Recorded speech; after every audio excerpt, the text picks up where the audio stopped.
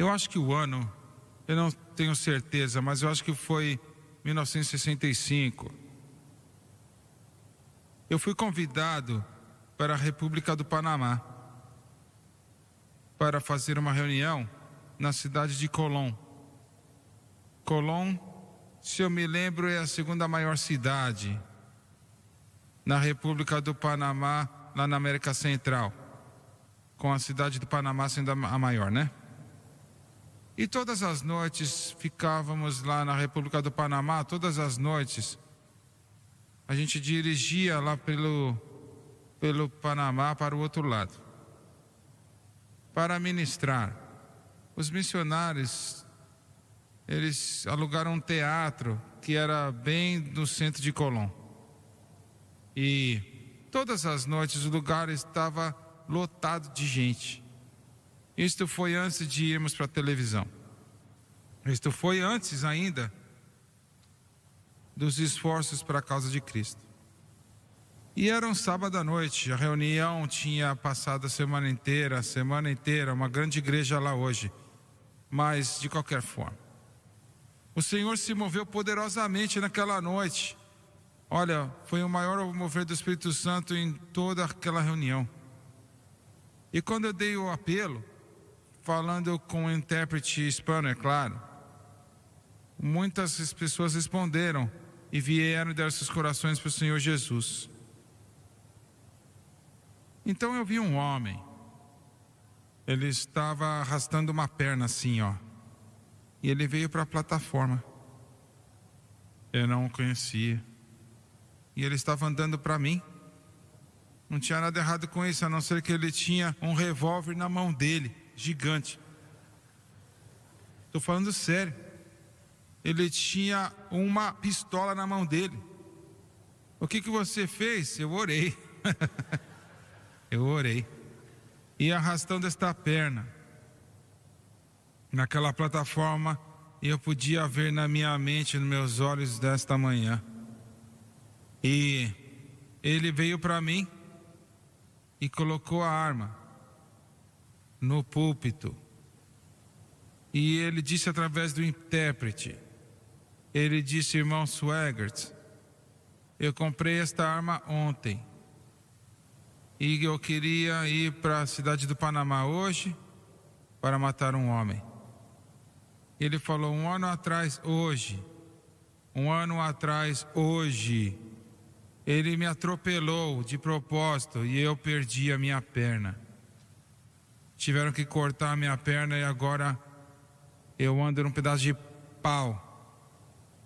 E ele disse: eu só sou metade de um homem agora. E tem queimado no meu coração daquela época até agora. E eu tomei a minha decisão, eu comprei aquela arma ontem e eu ia para a cidade de Panamá e eu ia matar esse homem, mas deixa para lá. Eu fiquei não me importaria se eu ficaria na prisão pro resto da minha vida, porque eu odiava esse homem. Mas ele disse: hoje foi aniversário da minha mãe. E eu falei assim, ela falou: meu filho, eu vou fazer uma pergunta para você, um presente de aniversário, que você vai na igreja comigo hoje à noite. É tudo que eu estou te pedindo. Ele falou: mamãe, eu não quero ir para nenhuma igreja, mas porque eu não falei para ela, mas eu estava planejando de ir lá para a cidade do Panamá para matar esse homem.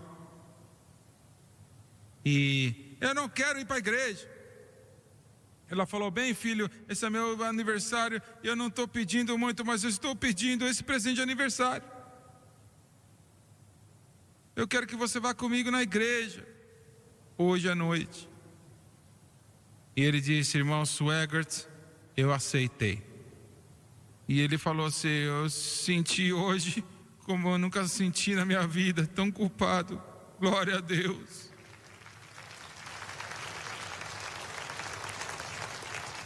E ele disse: aquele homem veio diante de mim, mas quando eu falei sim para Jesus aqui de pé, aqui nesta plataforma, ele falou que aquele ódio ficou um amor, se tornou em amor. Ele falou: eu vou para a cidade do Panamá semana que vem mas eu vou encontrar ele, mas eu vou falar para ele que Jesus veio no meu coração e veio na minha vida e não tem nada para temer agora. É isso que o amor faz e pode mudar no coração uma vida. E fomos para a cidade de Panamá em 1988 para uma cruzada. E num estádio, era o maior estádio que havia na República do Panamá. E o lugar estava lotado, sei lá quantas pessoas cabiam, não eram dos maiores, talvez 50 mil pessoas, não sei. E eu acabei aquela mensagem naquela noite, falando o que eu acabei de falar para vocês.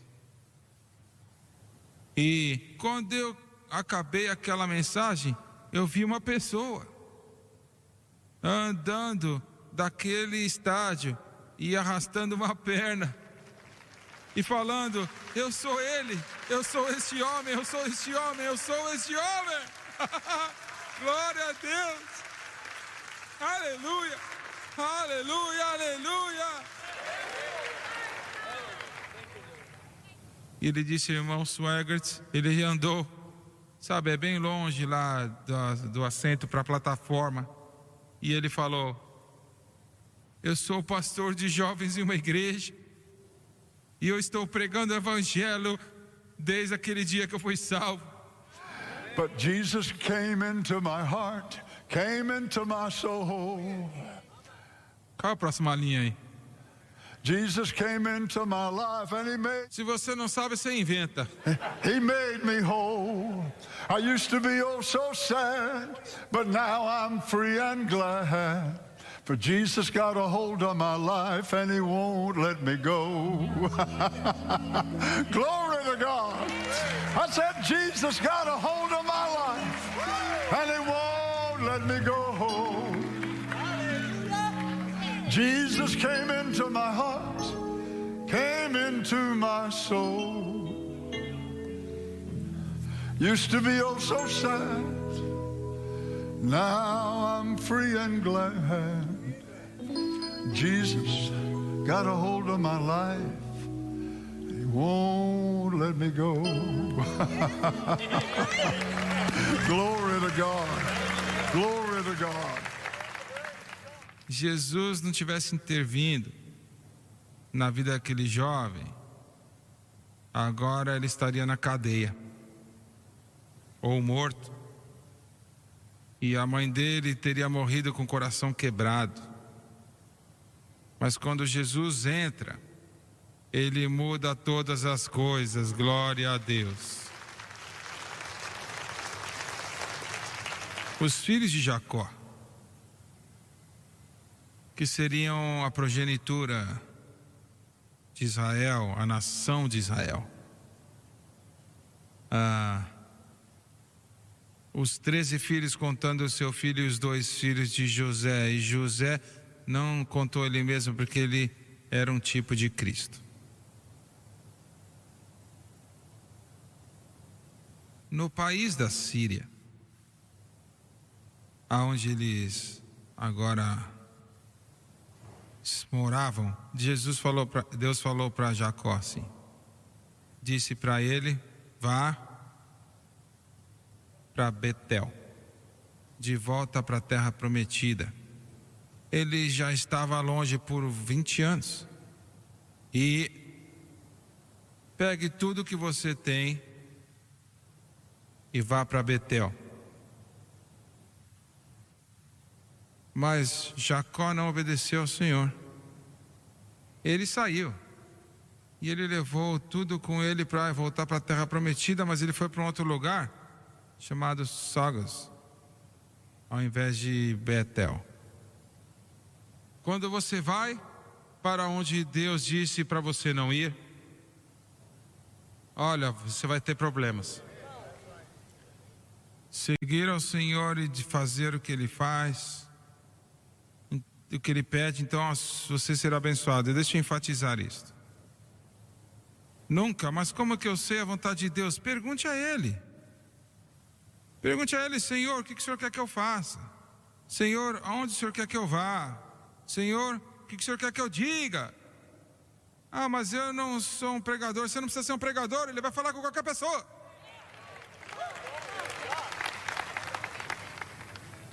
E o Senhor falou para ele ir para Betel. Mas ao invés disso ele foi para Sucote. Ele comprou umas terras lá em Sucote.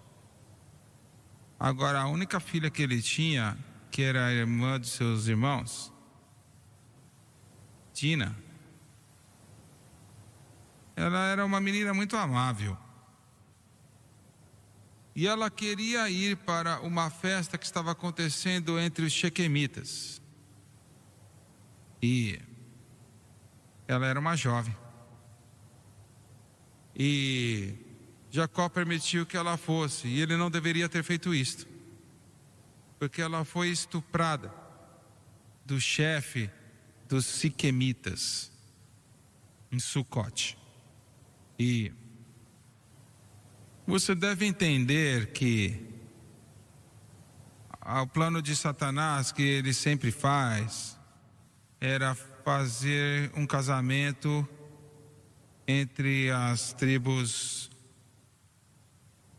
pagãs e a linha de Israel, que ia destruir a linhagem que Deus exigia.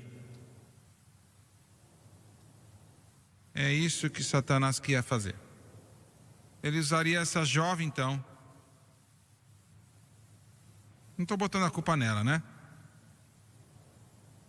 Mas eu boto a culpa em Jacó. E quando os irmãos descobriram o que tinha acontecido, eles planejaram então. Jacó não sabia disso. Simeão e Levi, não os outros, mas Simeão e Levi, eles planejaram, e eu não vou entrar em detalhes, mas eles iam fazer o quê? Matar cada homem, cada jovem, cada homem velho naquela tribo lá. Eles iam matar todos eles, todos eles. Isso é difícil de entender, pessoal. Isso aqui era a igreja daquele dia. Não, você não entendeu isso. Esta era a obra de Deus. Essa família era a única família na face da terra vivendo para Deus. E esses irmãos realmente não estavam vivendo para Deus. Eles iriam mais tarde. Graças a Deus por isso. Eles iam vender José, vender ele para o Egito por 20 moedas de prata. Mas olha aqui o mais estranho disso: quando você for para o céu, os 12 portões daquela cidade vão ter os nomes destes jovens inscritos nos portões: Simeão, Levi, Judá, Isacar, Neftalina, Dan. Eu não entendo como que pode ser. Você tem que estar feliz por causa disso, ou você não iria seguir também para o céu. Mas Jesus Cristo pode mudar qualquer coisa. Deus pode mudar um coração e mudar uma vida. Mas quando Jacó estava morrendo na terra do Egito, e José era um vice-rei, vice-royal daquela terra poderosa, ele chamou todos os seus filhos para dentro e profetizou sobre cada um deles. E ele disse de Simeão e Levi, 50 anos mais cedo tinham cometido essa atrocidade, e ele disse: vocês estão amaldiçoados, você vai ser espalhado em Israel, você está amaldiçoado. Agora escute cuidadosamente. Cada descrente no mundo, não importa quem eles são, onde eles estão, quanto dinheiro eles têm ou não têm, quanta educação eles têm, se eles não conhecem a Cristo, eles estão amaldiçoados. Agora eu quero que você entenda isso, eu quero que você escute isso. Olha, é a causa de todos os problemas no mundo, esta é a causa de todo o problema no mundo. Eles estão amaldiçoados. Amaldiçoados porque eles estão contra Deus e contra a palavra de Deus e contra os seus caminhos. Quer dizer que eles estão amaldiçoados e nada vai ficar certo. Nada vai ficar bem. Jim Wesley leu na Mensagem da Cruz outro dia um negocinho que ele pegou da internet em relação... Qual presidente que era? Thomas Jefferson?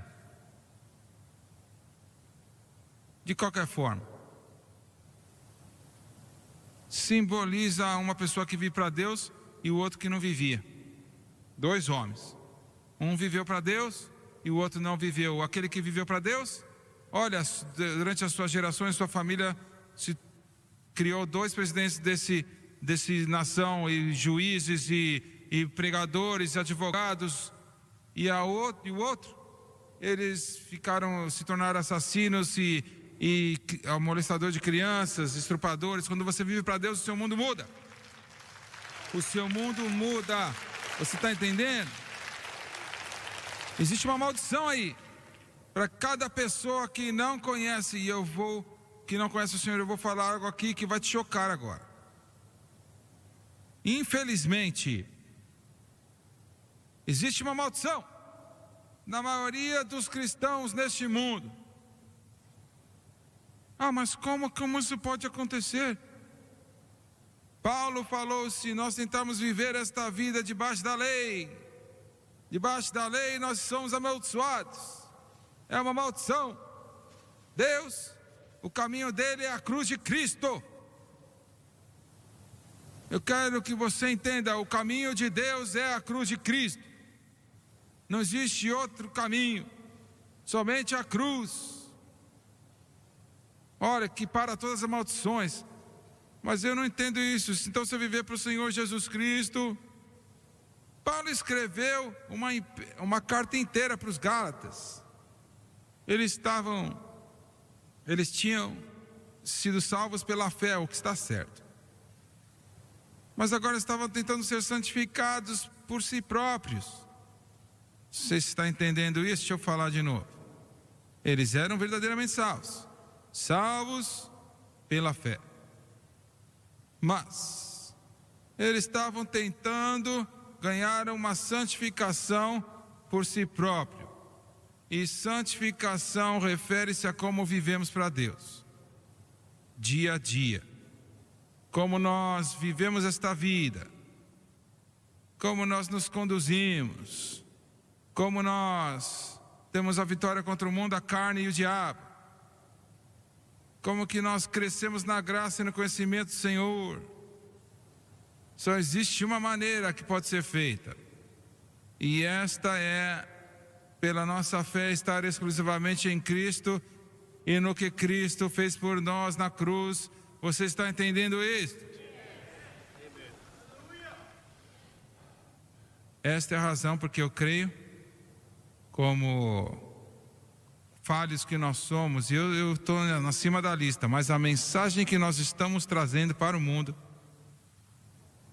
a mensagem da cruz, é a resposta de Deus para o dilema do homem.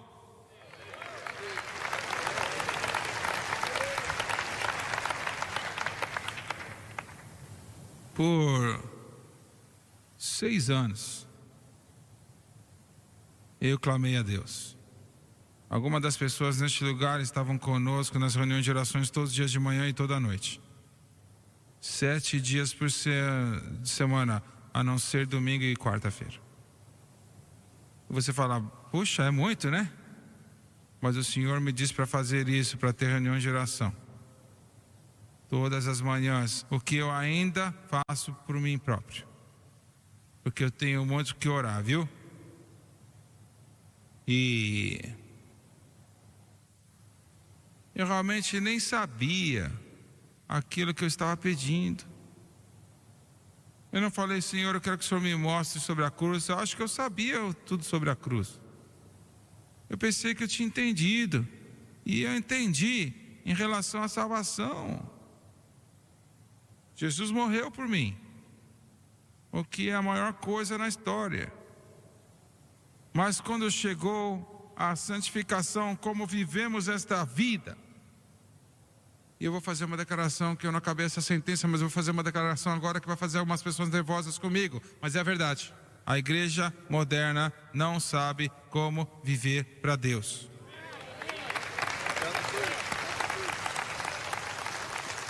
Porque como você sabe disso? A não ser que você entenda a cruz de Cristo, e eu não estou falando daquele pedaço de madeira que ele morreu lá, eu estou falando do que Jesus Cristo fez lá. O que ele fez lá? O que ele fez na cruz? Ele expiou todo o pecado do passado, presente e futuro para aqueles que vão crer. Glória a Deus!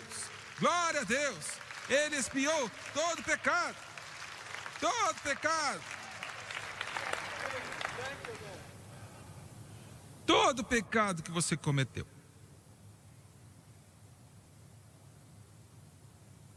Está no mar do esquecimento de Deus. Glória a Deus. Não me importa onde você estava ontem.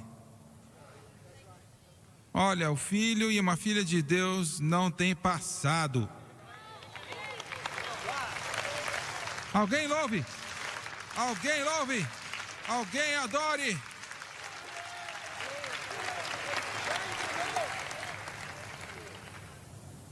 Nossa fé é em Cristo e o que Ele fez por nós na cruz para toda a maldição. Glória a Deus. Todo filho de Deus que tem esse entendimento simples, Jesus morreu por mim e Ele pagou o preço, glória a Deus, e eu sou livre do pecado pela graça do nosso Senhor Jesus Cristo, por causa do que Ele fez na cruz. Não há maldição na minha vida, não há maldição em você.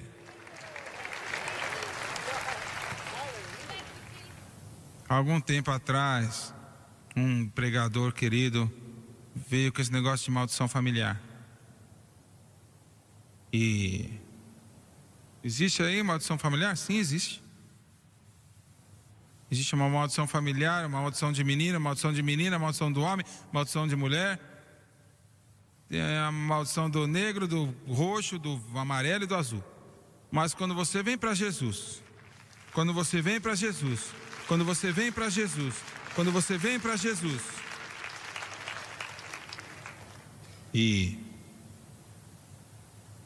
mas essas pessoas não estão tendo problema? Sim, porque a fé deles está em outra coisa a não ser Cristo e a cruz. O que Jesus fez com aquela cruz, Ele satisfez a exigência. Ele não morreu à cruz para satisfazer o pecado. Tira isso da sua mente. Satanás não tinha nada a ver com isso também, viu?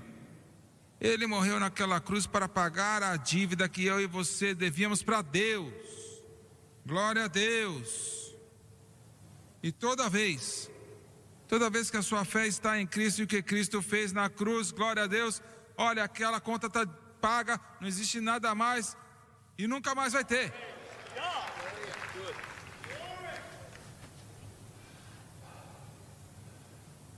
Não é algo muito agradável ser amaldiçoado. E eu não digo isso porque a maioria das pessoas são ignorantes. Eu não falo com tristeza, assim de uma maneira grossa, sarcasmo, nada disso. Mas a maioria dos crentes e da igreja moderna, eu estou falando de cristãos, pessoas que realmente amam a Deus. Eu não estou falando, sabe, de pessoas que aquecem o púlpito, o centro, mas pessoas que são cheias do Espírito Santo, que amam a Deus.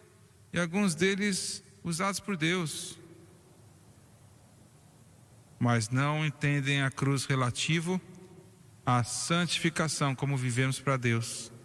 Existe uma maldição sobre este indivíduo. Quando você escuta um pregador que está promovendo qualquer outra maneira que não é Cristo e a cruz, você vai acabar debaixo da maldição, meu amigo. Por 6 anos, dia e noite, Deus me escuta. às vezes 2, 3, 2 ou 3, às vezes 20. Mas por 20 anos, clamando a Deus. Num tempo particular eu falei: Senhor, por que está demorando tanto? Mas eu nem sabia. Demorar para quê? Eu não estava pedindo: Senhor, você pode me mostrar a cruz? Eu pensei que eu conhecia a cruz. E uma sexta-feira à noite o Senhor falou comigo numa oração e falou assim: você me perguntou por que está demorando tanto, né? E Ele disse: olha aqui minha resposta para você. Preceito sobre preceito, preceito após preceito, linha após linha, linha após linha, um pouco aqui, um pouco lá. Falei: Senhor, o que é isso aí? Preceito sobre preceito, preceito sobre preceito, linha após linha, linha após linha. Mas Ele estava me dizendo, era isso aqui, ó. Tudo tem que se alinhar com a palavra.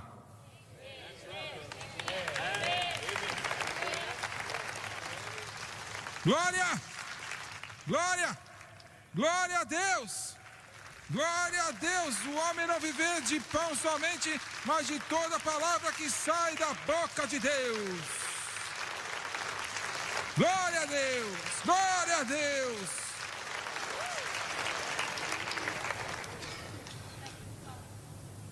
Eu não entendia, eu pensei que eu tinha entendido. Ele falou, ele explicou para você? Não, não explicou não. Ele falou depois. E eu entendi. Ah, mas existem outras coisas na sua vida que não eram preceito e linha após linha? Olha, eu pensei que não. Mas esse é o nosso problema, viu? Deus sabe. Ele sabe. E não existe pessoas perfeitas. Elas não existem.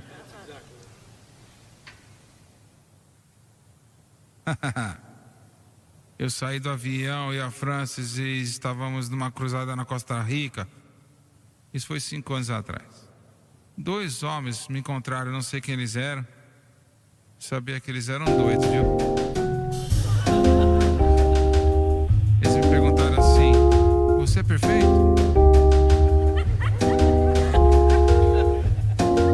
Eu falei: hã? Você é perfeito? Eles não falaram bondosamente, falaram assim: você é perfeito? E eu disse: meu amigo, eu não sei o que você está me perguntando, mas não existe pessoa perfeita. Existe um Cristo perfeito, mas é a única perfeição que existe. E eles falaram: nós somos. Nós somos perfeitos. Eu pensei: olha, se essa é a melhor ideia que você tem, é a pior ideia de perfeição que eu já vi na minha vida. Eu falei: você é perfeito, né? Eu falei: sim, nós somos perfeitos. Mas você então não precisa da intercessão de Cristo? Sabe, ele viveu para fazer intercessão. Não precisamos disso. Falei: sabe de uma coisa? Que pena que eu esqueci a minha câmera. Realmente, eu não tenho uma câmera, viu? Eu esqueci minha câmera. Se eu tivesse aqui, eu ia tirar uma foto de vocês.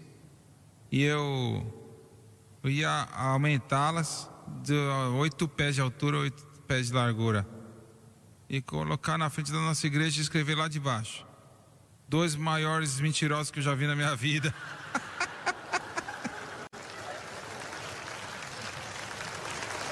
Eles ficaram loucos, quase perderam essa perfeição. Mas servimos a um Cristo perfeito. Servimos a um Cristo perfeito. E a nossa fé nele nos dá tudo o que ele tem.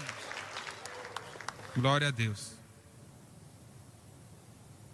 E o Senhor faz coisas. Olha, ele não dá nenhuma alerta, viu? Muitas poucas vezes ele fala: agora é o tempo. Mas no meu escritório, antes do nascer do dia, eu chego lá de manhã, antes do nascer do dia, e ele começa a mover no meu coração para me mostrar o que era a natureza pecaminosa que eu não conhecia. começou a explicar para mim. E ele usou um pregador batista para fazer isso, acredita?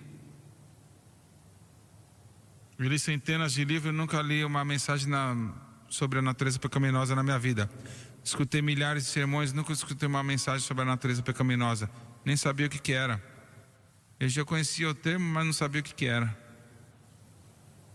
E o Senhor me mostrou, no capítulo 6 de Romanos, naquela manhã, que se não entendermos a natureza pecaminosa, pode nos destruir. Você está escutando isso? Pode te destruir. Mesmo que você ame a Deus de todo o seu coração, eu vou falar uma outra coisa aqui que é muito difícil também. Satanás pode dominar a sua vontade e forçá-lo a fazer algo que você está sofrendo para não fazer.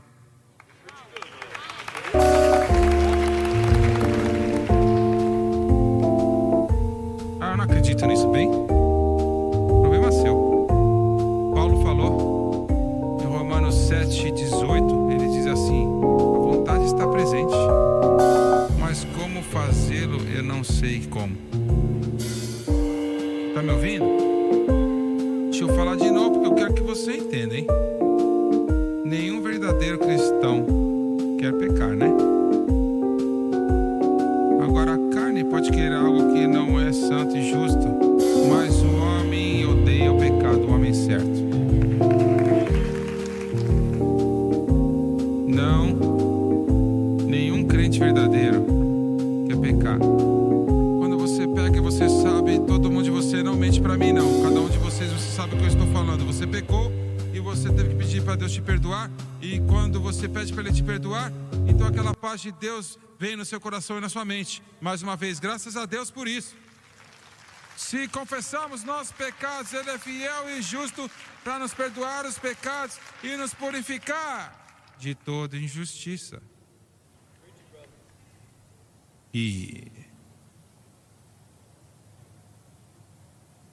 Mas a maioria da igreja está tentando viver para Deus pelo meio da vontade própria, sua força própria. Você não pode fazer isso. Sua vontade é importante. Quem crer, venha e beba da água da vida.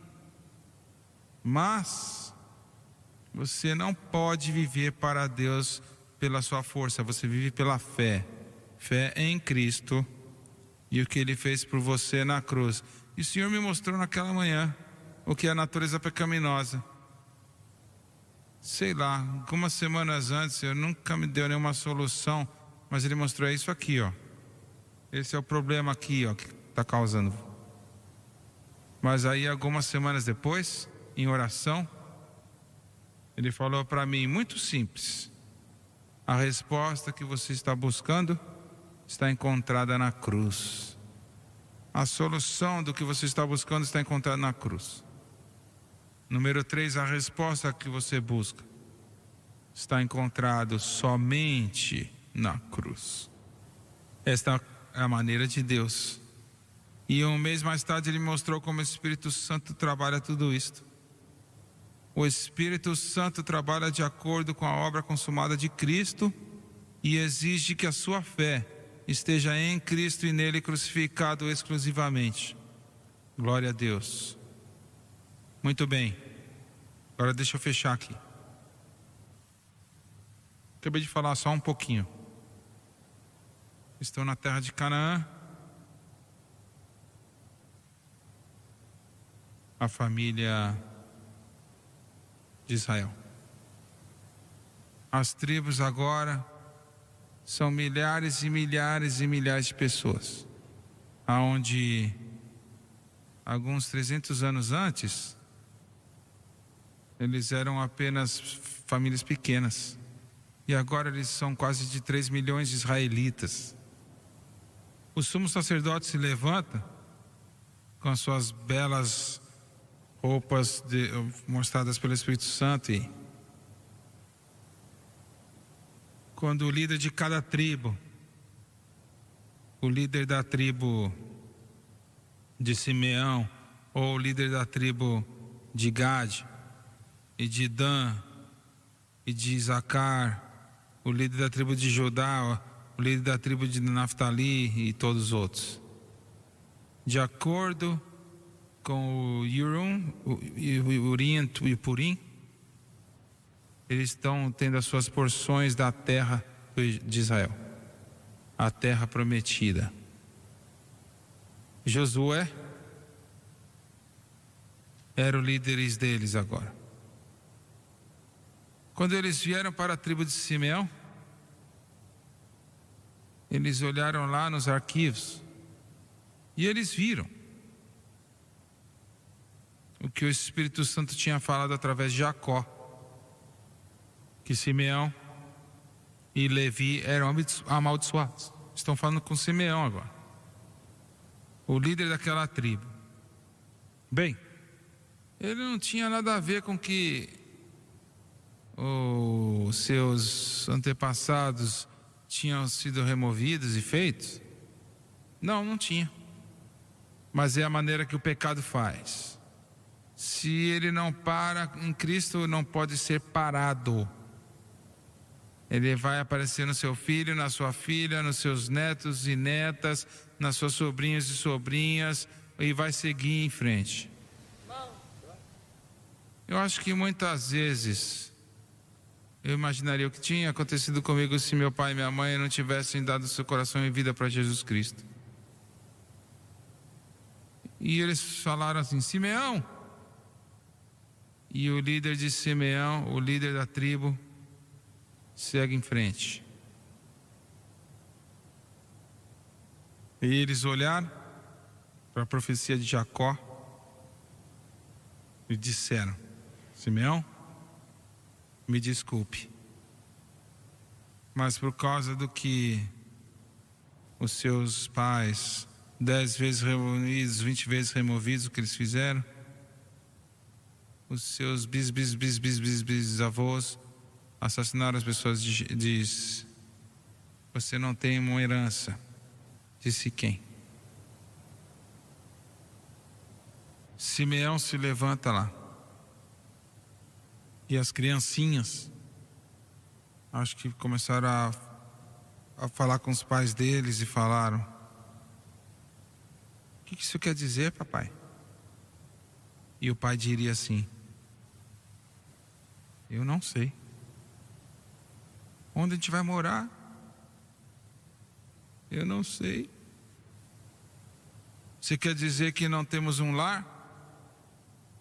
Não vamos ter um lar, uma herança? Não temos uma herança. Mas naquela época, o líder de Judá se levanta, glória a Deus. Aleluia. Judá,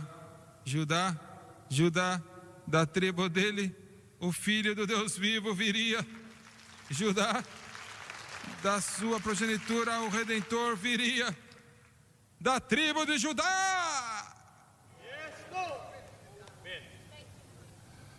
E ele diz para o sumo sacerdote, ele disse: a minha tribo tem mais do que as outras 5 tribos colocadas juntas.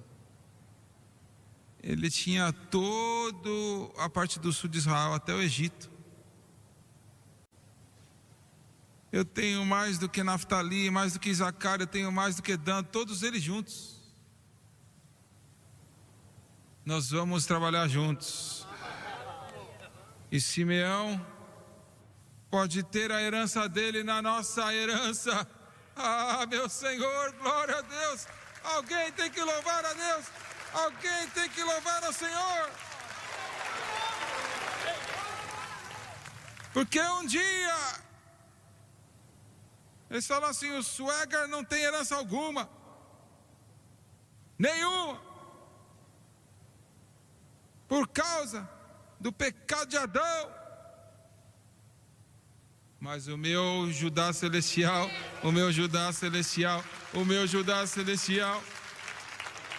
enviou Simeão, falou assim: venha, e eu te darei a sua herança. Jesus Cristo, o nosso Judá celestial.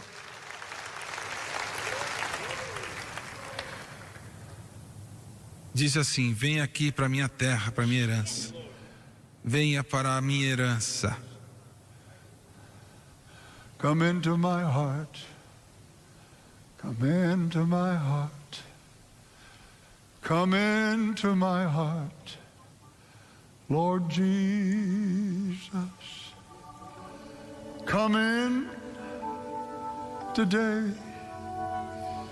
Come in to stay. Come into my heart, Lord Jesus.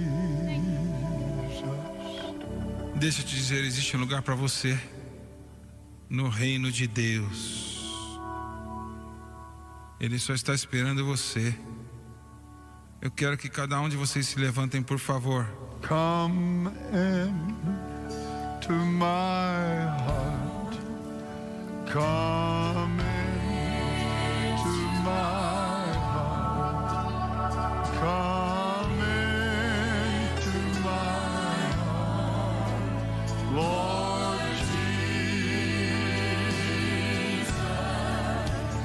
Come in today. Come in to stay.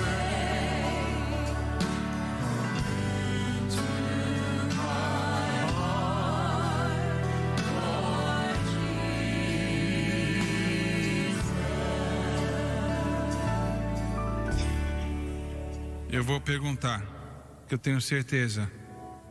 Existem algumas pessoas aqui, Deus ama todos vocês. Você está amaldiçoado. Você imagina as coisas que estão acontecendo com você, é porque você está amaldiçoado. Mas você pode mudar hoje. Totalmente você pode ser mudado. E vamos cantar de novo. Eu quero que você saia de onde você está. E eu vou te dar sua palavra, não vamos te envergonhar, eu te prometo isto. Mas o seu mundo pode mudar. O seu mundo pode mudar. Enquanto cantamos, eu quero que você venha. Deus te abençoe. Come in to my heart. Come in. Venha, minha jovem. Come into my heart, Lord Jesus. Come in. Venha, minha jovem. Come in to stay. Venha, meu Senhor. Ele pode mudar hoje. Ele pode mudar hoje, mais uma vez. Come into my heart. Come into my heart. Come into my heart, Lord Jesus.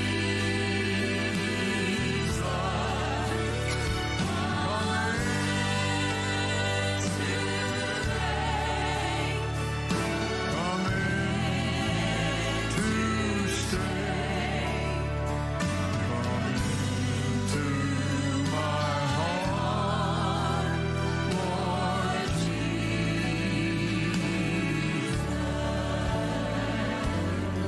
Vamos cantar mais uma vez. E eu sei que Deus está falando com algumas pessoas aqui que ainda não responderam. A maldição só vai piorar, meu amigo. Olha, mata, rouba e destrói. Mas pode ser parada hoje, em alguns momentos. Enquanto cantarmos, eu quero que você saia de onde você está. Ele está falando no seu coração. Isto é para você. Ele te ama. Venha, minha jovem. Come in to my heart. Come in to my heart. Come in to my heart, Lord Jesus. Come into. Venha. Come in to stay.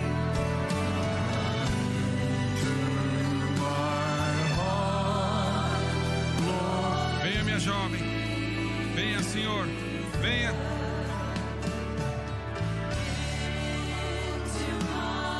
Vem pro meu coração.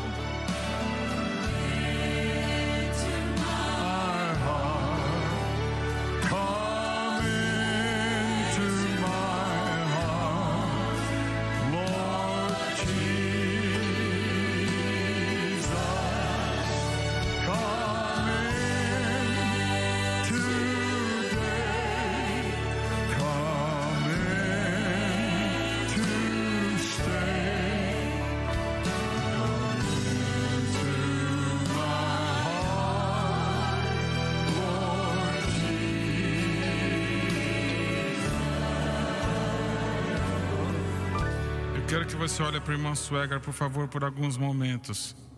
E vocês que estão na televisão, essa maldição vai ser quebrada agora. Glória a Deus. Eu vou fazer uma oração. E eu quero que você repita esta oração comigo. E eu quero que você fale de todo o teu coração. Este é o seu momento. Este é o seu tempo. O seu Judá celestial vai te convidar para a terra prometida. Agora, eu quero que você diga depois de mim e creia de todo o teu coração: Pai celestial nos céus, eu venho a ti em nome de Jesus. Me perdoe pelos meus pecados, maneira que eu vivi, as direções erradas. Por favor, me perdoe e me purifique com teu sangue precioso de toda injustiça. Com a minha boca, é isso mesmo, eu confesso o Senhor Jesus, e em meu coração eu acredito que Deus ressuscitou a Jesus dos mortos e Ele está vivo. Neste momento, eu aceito a Jesus Cristo como Salvador da minha alma, e eu o faço o Senhor da minha vida, e de acordo com a palavra de Deus, que não pode mentir, eu sou lavado, eu sou purificado, eu sou perdoado, eu sou salvo. Glória a Deus. Aleluia. Aleluia ao Cordeiro. Glória a Deus. Eu quero que alguns santos venham aqui e digam para essas pessoas que vocês os amam. Glória a Deus. Obrigado, Jesus. Obrigado. Well, there's a new name